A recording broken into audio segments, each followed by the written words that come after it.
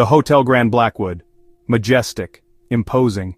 It stood like a sentinel in the night, its towering structure piercing the fog that enveloped it. The air was thick with an eerie silence, broken only by the occasional rustle of leaves and the distant hoot of an owl.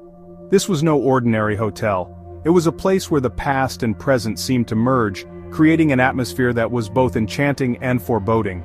It loomed out of the thick fog, a Gothic monolith against the stormy night sky. The building's architecture was a blend of Victorian elegance and Gothic horror, with spires that reached for the heavens and gargoyles that seemed to watch your every move. The windows, dark and foreboding, hinted at secrets hidden within its walls. A lone bellhop, his face lost in shadow, ushered me in, his gloved hand cold and clammy. His uniform, though pristine, seemed out of place, as if he belonged to another era. He moved with a grace that was almost ghostly, his eyes never meeting mine, adding to the unsettling feeling that had begun to creep over me. The lobby was cavernous, shadows dancing in the flickering gaslight. The walls were adorned with portraits of stern-faced individuals, their eyes following me as I moved.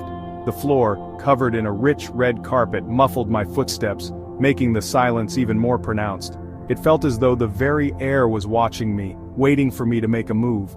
The air was heavy, thick with the perfume of decay and dread. It was as if the hotel itself was alive, breathing in the fears and anxieties of its guests.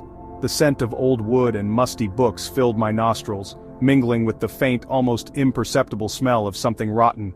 It was a place that had seen many things, most of which were better left forgotten. A shiver ran down my spine.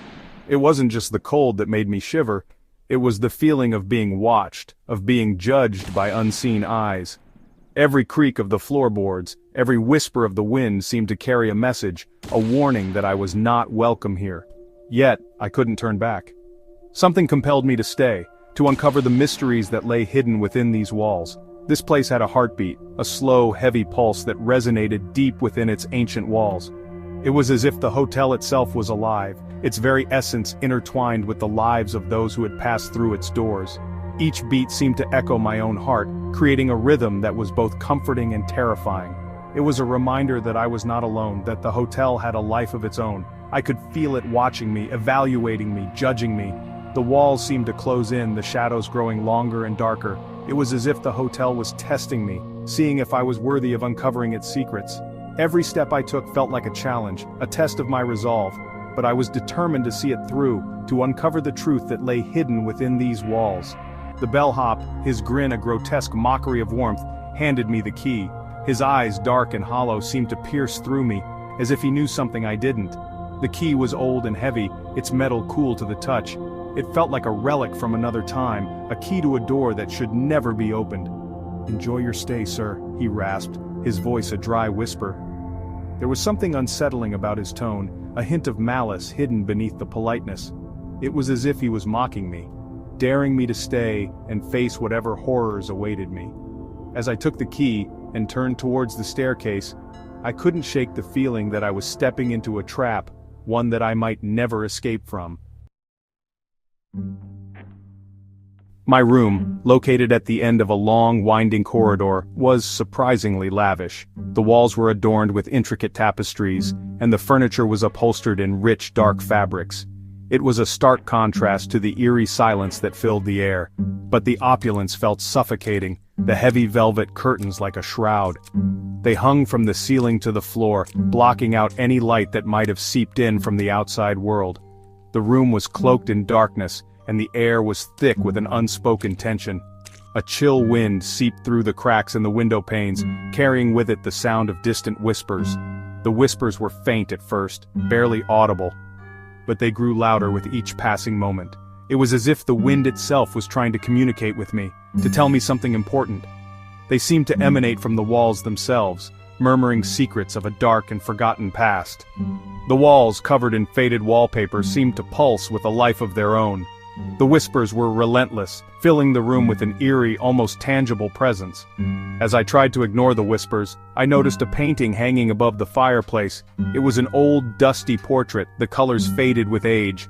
The frame was ornate, gilded with gold, but it was the subject of the painting that caught my attention. It was a portrait of a beautiful woman, her eyes, two pools of bottomless despair. Her gaze seemed to follow me around the room, and I couldn't shake the feeling that she was trying to tell me something. Her expression was one of profound sadness, and it tugged at my heart. As I stared into them, I could have sworn she blinked. It was just a fleeting moment, but it was enough to send a shiver down my spine. I blinked, trying to clear my vision, but the image remained the same. The woman's eyes were fixed on me, unblinking, unwavering. Suddenly the whispers grew louder, more insistent. They seemed to be coming from all directions, surrounding me, closing in on me. The room felt smaller, the walls pressing in on me, and the air grew thick with the weight of their words. They were closing in, swirling around me, suffocating me. I could feel their presence like a cold hand gripping my heart. The whispers were no longer just sounds, they were a force, a tangible entity that sought to consume me. I struggled to breathe, to break free from their grasp, but the whispers held me tight, refusing to let go. Panic seized me. I had to get out of that room. Fumbling for the doorknob, I threw open the door and stumbled into the hallway. But the corridor seemed to stretch endlessly before me, the walls shifting, twisting like a labyrinth designed to trap me within its grasp. I ran, my heart pounding in my chest, the whispers echoing in my ears. The air grew colder, the scent of decay more potent. I could feel a presence following me, something dark and malevolent. It was toying with me, hurting me deeper into the heart of the hotel's darkness. Then, I saw them, two pinpoints of emerald green light gleaming from the end of the corridor. They stared at me with an unnerving intensity, cold and calculating. As I approached, the light seemed to grow brighter, revealing the contorted face of a grotesque entity. Its eyes burned into mine, filled with a hatred so pure, so ancient that it sent a primal fear coursing through my veins. I stumbled back, my breath catching in my throat. The entity advanced, its claws scraping against the floor, the sound like nails on a chalkboard.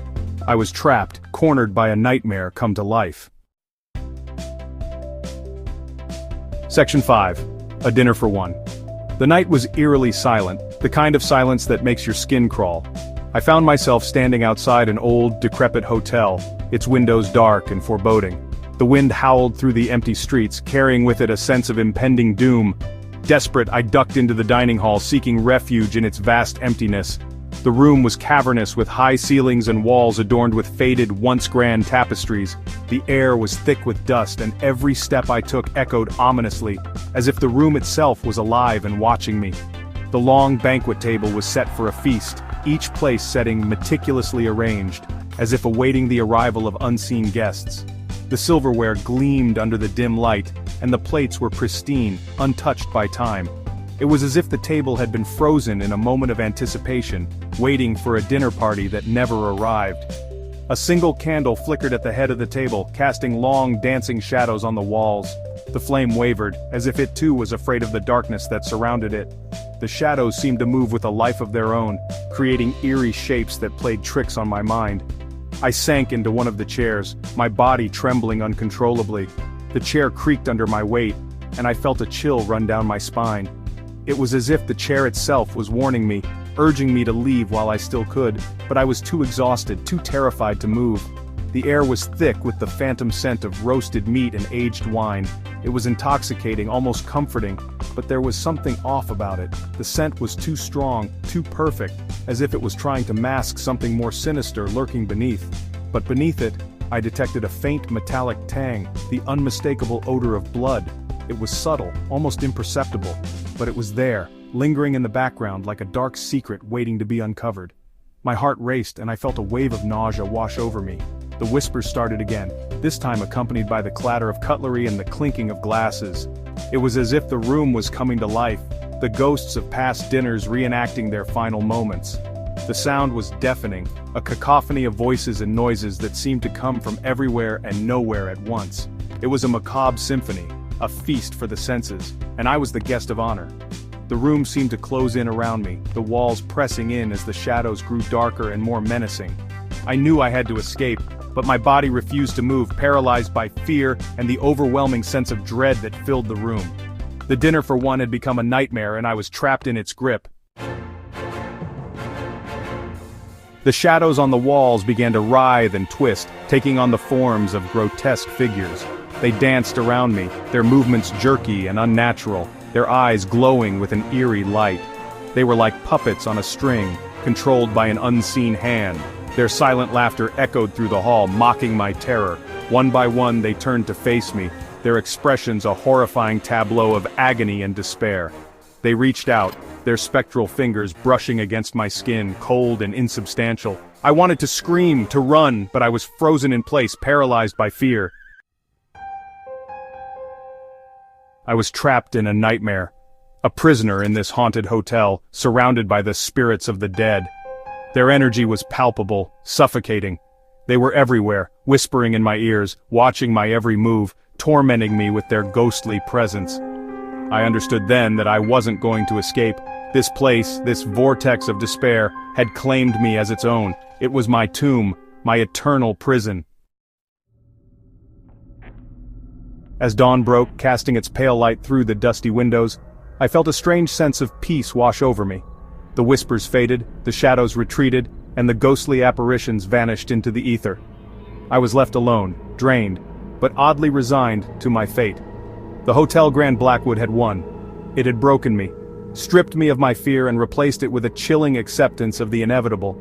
I was one of them now, another lost soul forever bound to this haunted place. The next morning, a maid found me in the dining hall, slumped over in my chair. I was pale and gaunt, my eyes vacant and hollow. They wheeled me out on a stretcher, my body unresponsive. As they carried me through the lobby, I could have sworn I heard a faint, dry chuckle echoing from behind the front desk. The Hotel Grand Blackwood had kept another soul.